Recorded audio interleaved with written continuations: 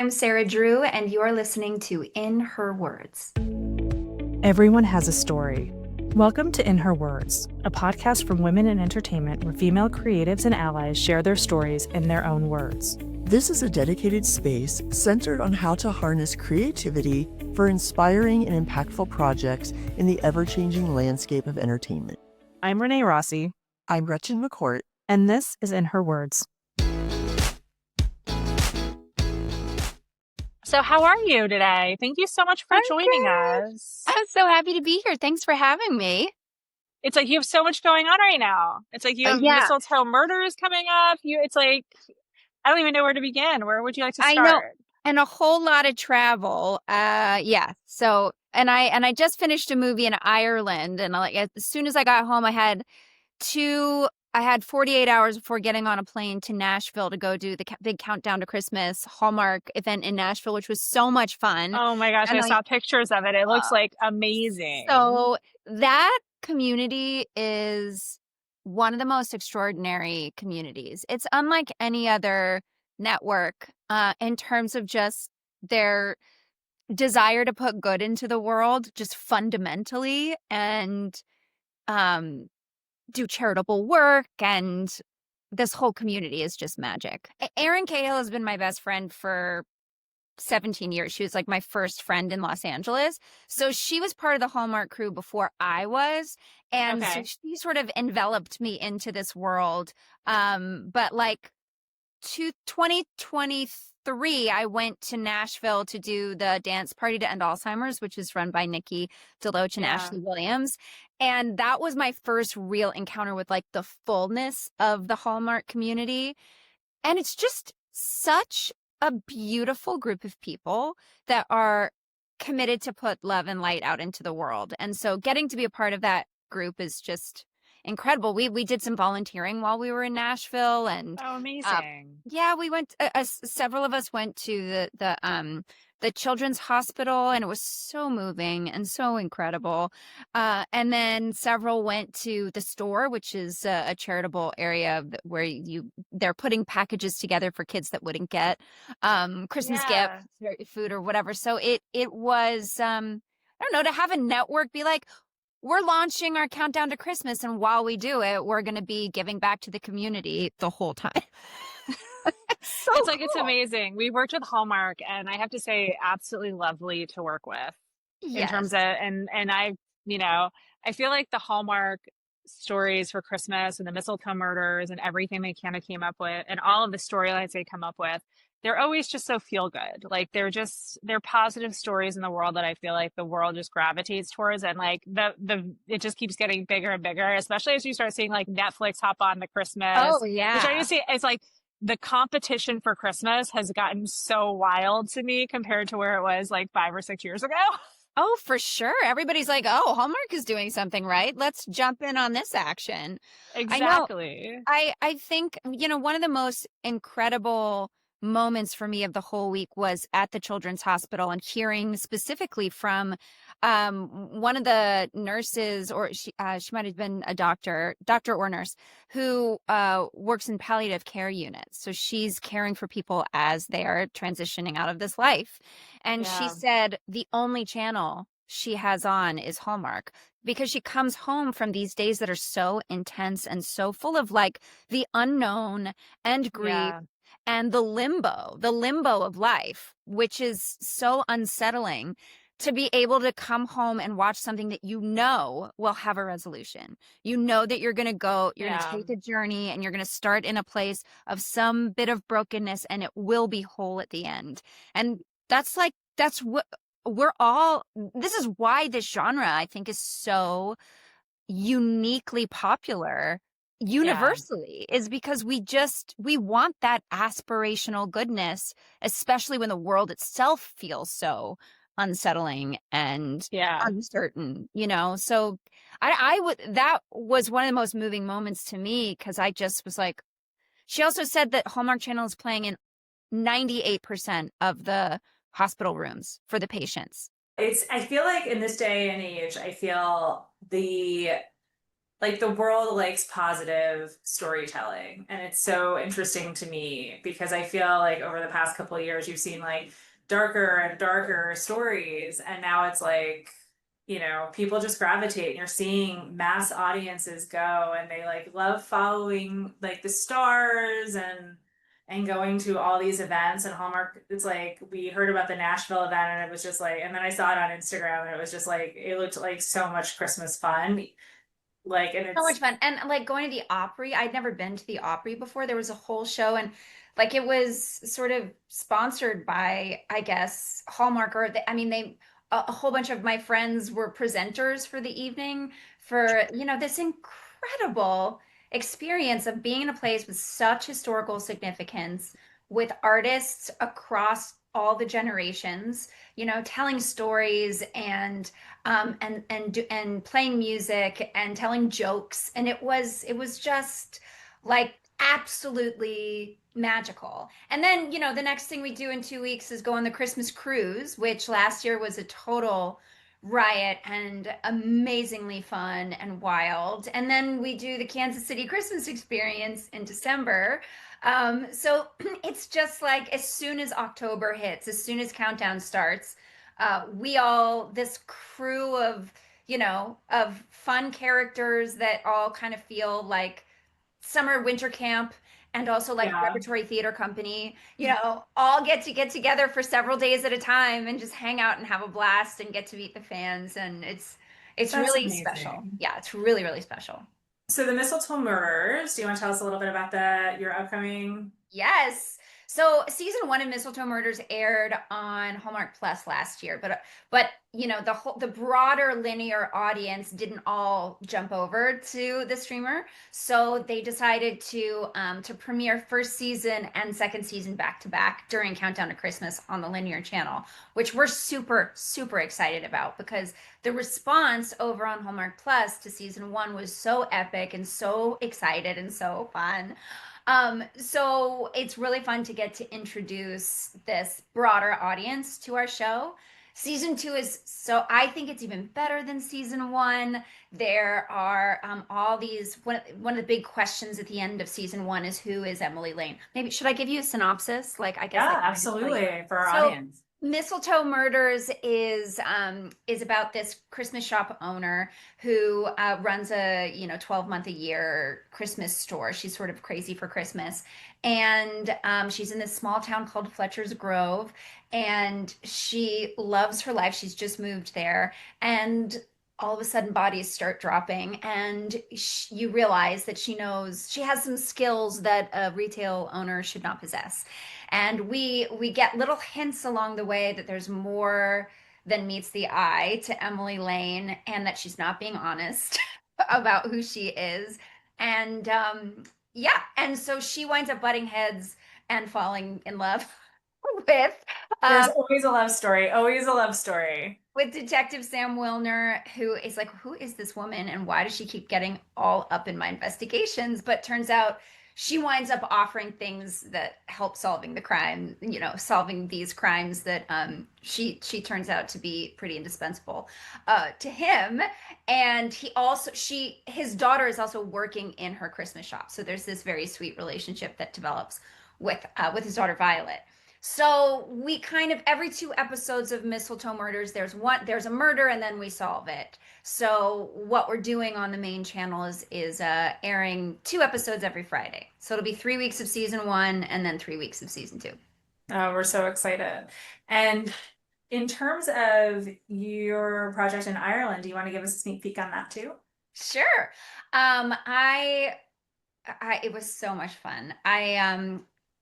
I'm doing a biopic about Jimmy Stewart called Jimmy, starring KJ Appa as Jimmy Stewart. And I got to play this iconic gossip columnist named Hedda Hopper, who was known for her hats. She had these crazy, epic hats. She's sort of like a dragon. She's either a dragon or she's your fairy godmother. She had this power. She's the original influencer, right? She had this power of completely tearing a star to shreds or totally building them up and making them a star.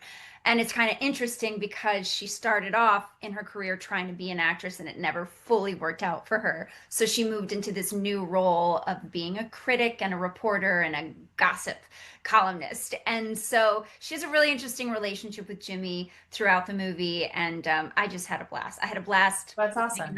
1940s era. I think it's going to be a really special movie. That's amazing. It takes place during Jimmy's time fighting in World War II, and the before and the after of all of that, culminating in It's a Wonderful Life. So it's gonna be really special. Oh, that's amazing. What is it called? It's called Jimmy. Just Jimmy? Yeah, just Jimmy. Oh, very cool. Yeah, yeah. Oh, that's awesome. Now, just to go back, you starred on Grey's Anatomy for a very long time as Dr. April Kepner. Yes. What was that like as well? It's like, do you prefer, it's like you're kind of in these films or like when you're looking at kind of like these mini series, and then when you have like in Shondaland, you have multiple episodes, like you're in an episodic, you're going for multiple like the seasons are long. What do you prefer? What was that experience like? You know what I love? I mean, I love both movies and TV for different reasons, but I think my heart really is more in the TV land, because I love the slow uncovering of a person, and I love the not knowing who she fully is when I start the job, and the development and the evolution of the character as I sort of meld with her, as the actress Sarah, Yeah. the person Sarah sort of melds with this character. They're pieces of me that come out, they're pieces of her that transform me. And you get so much more time to build and develop a love story or stories Yeah. of friendship or personal growth. April, I feel like I played six different versions of her over the course of almost a decade, which feels really Yeah. true to life. Like we're changing and evolving all the time. And depending on what season you're in when you're watching Grays, you're like, oh, that's dark April. Oh, that's innocent grading April. Oh, that's badass superhero April. Like there are all these different Yeah. versions of her that it feels more human. So I'm really loving doing Mistletoe Murders right now and being able to develop, especially like a romantic storyline, is so much more satisfying over a long period of time because you can spend a whole episode fighting with each other or two or three episodes, and then all of those fights wind up culminating in something that makes you realize you were really meant for each other. But you have the time to kind of breathe into it. And Yeah. I love that. Oh my gosh.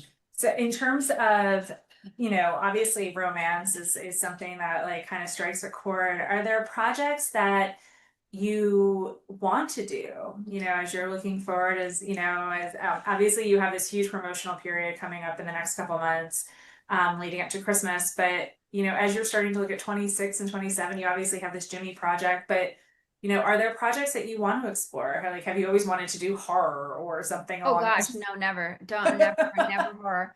I think, what I ultimately the things that stir my heart are stories of redemption or healing of some sort. Like Yeah.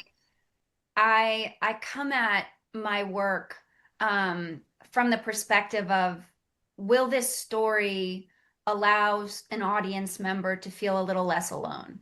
Like what humanity and hope can I bring through my character and through the screen and through the story that makes someone go, "Ugh, me too. And I don't feel so alone now that I've just walked this journey with Sarah playing this character, you know? So, like, Yeah. horror, I've never been interested in doing I threw it out there, but like, I I wouldn't know, like, necessarily myself, but it's and not on the. I've done like some thrillers. I've done some thrillers for Lifetime that I really loved. But the reason I loved them is because um it was about a woman overcoming all like one of them was about being a total mother bear and doing whatever it took to protect her children, and also echoed stories of what a lot of women have gone through. It was a true story, and I know of many other true stories that are the same. And the other one was about a woman catching a serial killer who had been targeting sex workers, and it was about this woman in the 80s that decided that this community of sex workers were worth protecting and worth saving. So for me, the story is about, the valuing those women. So I love playing thriller stuff. I don't mind playing like the danger and the intrigue and the fear, and like I want to play the spectrum of emotional experience. I don't want to glorify a horrific serial killer like ever. No. Do you know what I mean? Like, no, I Clown. don't Yeah. need to see humanity in someone who's gratuitously enacting violence on somebody. A So, lot of blood and gore is not your, no. you're like, I'll take the Christmas trees. I would do okay, but here's something that I would love. I would love to be in a romantasy. That's what I would It's a love. genre that's growing. I It's am so interesting. such a romantasy fan. And the funny thing is, I wrote a movie last year that aired on Lifetime about a romantasy novelist before having ever read a romantasy novel at all. And then I started reading romantasy after that movie came out, and I got so addicted that I had to give up romantasy for Lent. I'm not even kidding. I like disappeared from my life. Oh my Read like gosh. That's 47 books. hysterical. That is hysterical. It's So I like took a big break because I was like, it's like to take a 40-day break. too. I will say, like, it's, you're seeing it like in all of these different cities. Like, I would say, like, in Kansas City, because Gretchen, who can't seem to log in, or, just in terms of tech issues, like, she was like a romantic, like a bookstore just opened that's completely focused on the Oh, genre. There was one in yeah. New York that just opened, and it's Yep. like, it's like, it's a genre that's just taking off like crazy. I started talking about the novels I was reading on Instagram, and it's like the amount of feedback and response it got like sent everywhere. I like my posts have never done as well as they have when I'm just like, hey guys, so at the end You're a of Bible for romantasy. That's they're like, awesome. sign up for Goodreads. Where's your account? You're like Bookstagram. Here I am. I don't know. Well, I'm on Bookstagram. Yeah. It's so fun. I love the the battle sequences and the wardrobe and the massive life and death and the magic and the heightened experiences, and almost exclusively in all of these stories it's profoundly redemptive. It's about Yeah. very like broken people who rise to the occasion to be selfless and grow and change and then fight the battles to slay the dragons. Well, the dragons are usually always really good. So if you had three recommendations of your top romantasy books, what would they be?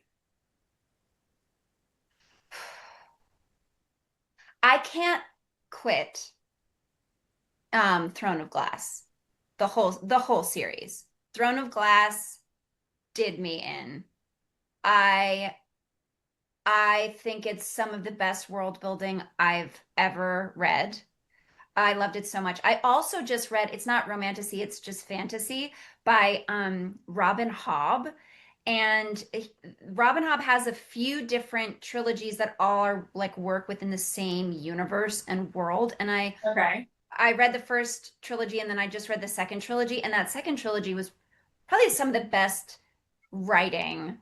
Like it was sort of Lord of the Rings-esque. And I mean, not fully. It felt very different than Lord of the Rings, but in terms of like being drawn into something that Yeah. feels really layered. You can see yourself in every character. You watch every character change and grow and have to like wrestle with real life. And while there's this like fantasy, it's the live ship traders trilogy by Robin. Okay. There's nothing better than a book that like creates the world for like you can actually envision and it's layered and it's complex and you can actually like I feel like it's such a skill to be able to build worlds like that. Like And how do you even come up right? with some of the like just the descriptors or the design like how you design worlds like that. It's just it's not a skill set I have, but it's like it's something that's absolutely fascinating to me. The world is so creative and interesting, but also the layers of the characters are so you're in a fantasy world and they're so deeply honest and grounded and human, and you rage at things that you read about them because you can see that you do the same thing, you know? Yeah. They're a mirror, and then you just rally behind them and you fight for them and you want good things for them. Because I don't know, I everyone is trying, the villains are villainous, but our heroes, even if they're flawed, they are doing everything that they can to be good, to do the right Yeah. thing, you know? And so those kinds of stories just stir my heart. So yeah, the Live Ship Traders trilogy by Robin Hobb and Throne of Glass by Sarah J. Maas are my two favorite series so far. Oh, that's awesome. Now, you had mentioned that you wrote a movie. Are you or do you prefer are you writing more and more? Do you have like an interest in getting behind the camera? Yeah, so I got to direct I got to direct a web series for Grey's Anatomy on my last year on the show, and it was actually nominated for an Emmy, so I got to go to the Emmys with it, which was so fun. That was a total blast. It was a whole new world, a whole new activation of my brain that was equal parts terrifying and exhilarating, and I loved it. And I've shadowed a bunch. I had the intention of shadowing in order to direct on Mistletoe, but I'm in every scene. Once I got there on set, I was like, I can't Yeah. direct myself, be in any kind of prep leading up to when I'm in every scene. It like That doesn't, sounds like a lot. it's too much. I wouldn't know how to even think about approaching directing oneself. No, no, but I do look forward to eventually directing. I would really, really like to, and I think I have a knack for it. I directed a radio play a couple Decembers ago too that I just loved. I love working with actors and like digging in there, and um the prep of getting at the heart of what every person's motivation is, where they're coming from, where they're going to, what they need to accomplish in the scene, because that's how I prep for every acting role. It's just when you're directing, you're prepping it for every single person that's in the scene. And there's something about that that's like really exciting and fun and Yeah. exhilarating. And I speak actor language. And so it's like very, very fun. I love that. Writing has become, I've now written and produced three Christmas romances for Lifetime. I didn't write one this year. I It was a little much last year because I was writing a script on my way to work to shoot Mistletoe Murders every single day drive. It was very intense. So I was like, I'm gonna maybe take a break. I'm gonna maybe just read Romantasy for 3 months until it's time for Lent, and then I'm gonna go back to work at Mistletoe, and and I'm just gonna be at Mistletoe. But I've been executive producing also since 20. My first one I executive produced was a movie called Indivisible in 2017. And I got bit by the behind the scenes bug like crazy Yeah. on that one. So I've been producing a ton. When you're writing, what is your writing process? Obviously, you're writing on the go more so, but like when you're writing, did you write them for Lifetime? Do you have, you know, or was it just Well, Lifetime happened to take them on? Like, how do you envision like the romances? Is it, you know, you kind of write what you know, yeah, experiences for yourself? my first one was a total just wrote it on spec. I had just finished a Christmas movie with Lifetime and worked with these amazing producers, Stephanie Slack and Margaret Huddleston, who were just so inspiring and so beautiful. And I we had all been talking about coming up with a Christmas slate and like how hard can it be to write a Christmas movie? Like I bet we could. I bet I could. I bet, I mean, I I came up with a pitch. It was like a 15-minute pitch, and I sat down with them at a cafe and I did the pitch for them of the story. And I was like, so, and they're like, we love it. We love this. This is so fun. And I was like, okay, so we should probably find a writer. And they're like, no, you should buy Final Draft and you should write it. I was like, wait, what? They said, you just painted the whole movie for us. You know how to do this. You don't know that you know how to do this, but you do know how to do this. So go buy Final Draft and write the movie. And it was so great because that swift kick in the pants for me, I turned out my first draft of that in 3 weeks because I Oh, had a wow. very detailed outline. So I was like, that's how I usually work. I have a very clear outline, and then I just start writing. And sometimes also I'll have a piece of I'll have a scene that's really, really visceral, and I'll write the whole scene, and it'll be in like a note on my phone, like Yeah. the whole, this is the like culminating moment where he says all the things that makes her heart melt or whatever. Or this is their big fight. Any of those like big juicy moments. I Yeah. I often have like big chunks of dialogue because I've already sort of seen who they are in my outline. And then it's really just about connecting all the dots and filling in all the spaces and fleshing out the characters and stuff. Yeah. How have you just because the way that our audience kind of looks at our podcast is we talk a little bit about just how do you break through and kind of expose your vulnerability. When you look at all of these pieces that you kind of that's your career, whether it's acting, writing, directing, and so forth. Are there moments that you feel really exposed and vulnerable, and how do you push through those? Like, what's been your scary moment that sticks out that you're like, oh, I don't want to relive that. I'm glad I pushed through, or that you still that consistently just pops up for you that you still work on. I have always, always, since high school, early years, believed that my vulnerability is my superpower. And it is something that I have cultivated and that I'm very bold with because I think it's the quickest way to human connection that matters.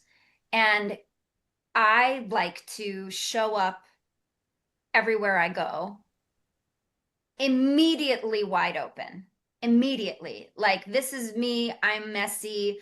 I'll act kind of like a silly, not I'm not it's not like I'm silly, it's not like I'm stupid and silly, but it's just like Yeah. I'm gonna be self-deprecating. I'm gonna, as soon if I do anything that feels weird, I'm gonna name how weird that is, like, and then laugh. I'm gonna laugh all the time at myself. Like, it is just, maybe it's also a protection because if I'm laughing at myself first, then I can't be hurt by somebody else laughing at me. Defense mechanisms. But I mean, I even remember my first professional show, the show that started my career. I was playing Juliet and I was 20 years old and I had seen very little of the world. I was so naive in every way. And I just gave my heart to every single person in that play. I was so happy, so excited to be there. All these like incredibly talented artists were surrounding me in this play, and like it was so beautiful. And I was so honest. I just would tell people stories honestly about myself and about my struggles and whatever. And I remember one actress being like, you got to be careful with that. You got to be really careful because you're going to get stabbed in the back if you keep just sharing yourself the way that you share yourself.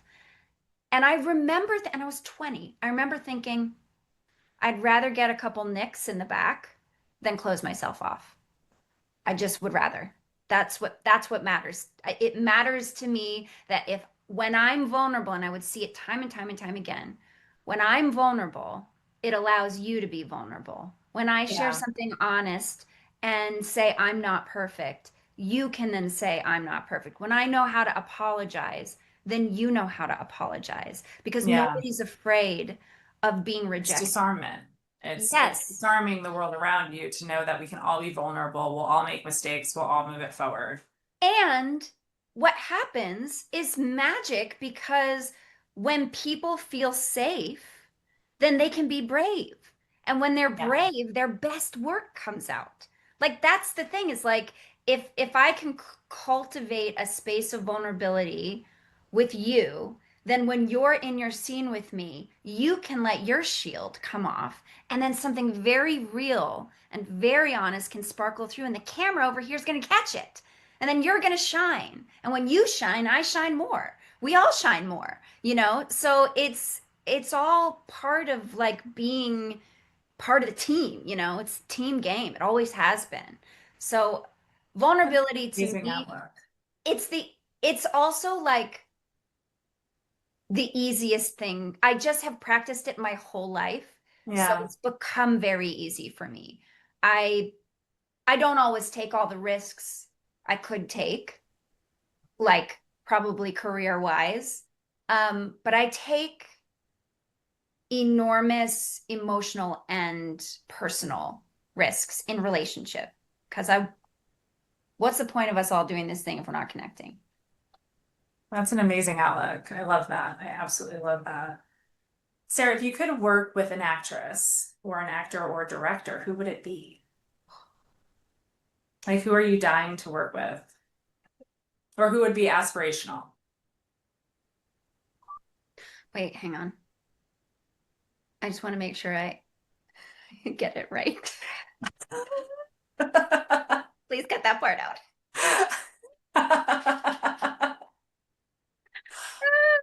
Wait. Brett Goldstein. Okay. Um, I just made myself blush because I was embarrassed looking. I was sure it was Brett Goldstein, but if I had said like Brad Goldstein or something, I would have been It very. happens all the time. I get it. Brett Goldstein is in Ted Lasso and is one of the writers on Ted Lasso. Also one of the creators of the show Shrinking. Also just starred in this movie All of Me that I just watched yesterday. Okay. And I've met him several times at like Emmy parties, and he's one of the most delightful, grounded, beautiful, down to earth people you'll ever meet. Like, so kind, so generous. I find his writing to be so beautiful and so moving. Those Shrinking and Ted Lasso are two of my very favorite shows that exist anywhere. And I want to work with him, and I love him as an actor too. He's a phenomenal actor. So like anything that he's a part of that is coming from him, I just think he's got a beautiful heart that's putting tremendously human and hopeful um and love just love out into the world in a way that feels really vibrant and fantastic. So, yeah. That's amazing. Well, hopefully we send positive vibes your way to work with him. Thank you. So Sarah, as we wrap, one of the questions I have are, I obviously we talk about romanticism. What's on your book stand right now? Like what is teed up for like a winter break? What is your winter book set right now that you're excited about? Big book, we're So big book I've fans been over here. thinking about a project, and as I was like talking about a writing project, and as I was talking about what I wanted to my ideas of what I wanted to write about, my husband was like, you should read Pilgrim's Progress. So I'm going to read that next, and Okay. I'm very excited about that. Um, my husband also gave me this book called, oh God, something. Yeah, of course, I can't remember what it is. Something about how to tell yourself you're a badass. It's called something like that, and I don't I know. love It's it. on my it's on my stand, and I haven't gotten to it because I've been in narrative land so much. I haven't been in like learn something. Yeah. But what the reason is that I often forget my worth, and my husband has to remind me of what a badass I am. And he's like, can you just read this? Can you just read this so that you can get into the practice of like owning your power? Because you have power, but it's good power, and you use it with love. And I don't want you to ever sell yourself short. Like the number of times I've been like, well, I don't know, I don't think they like me, and I don't, and he's like, that's not true. Oh, What is the lie that you are believing? It's not true. Like, you need to own where you stand. And I think that's probably one of the hardest things for me to do because I so want to be a team player. That even when I'm in a position of leadership, and I know I'm a good leader, I have learned that about myself. I've done it my whole life. I know I lead with love, but I still like have a hard time really standing in it and going, I can ask for this because I deserve it. And like that's very hard for me to do. So, yeah. oh. Well, that is, I think your husband's 100% right, and he sounds like an amazing husband. He is an amazing husband. Well, Sarah, thank you so much for the time today. We really appreciate it. And it was so lovely to talk to you today. And we'll be promoting the Mistletoe Murders and all of your work, and we'll promote Jimmy in due course when that drops as well. Yes, I mean that won't be till like next fall. I have another Hallmark coming out in February too. But yeah, Valentine's? yeah, around Valentine's.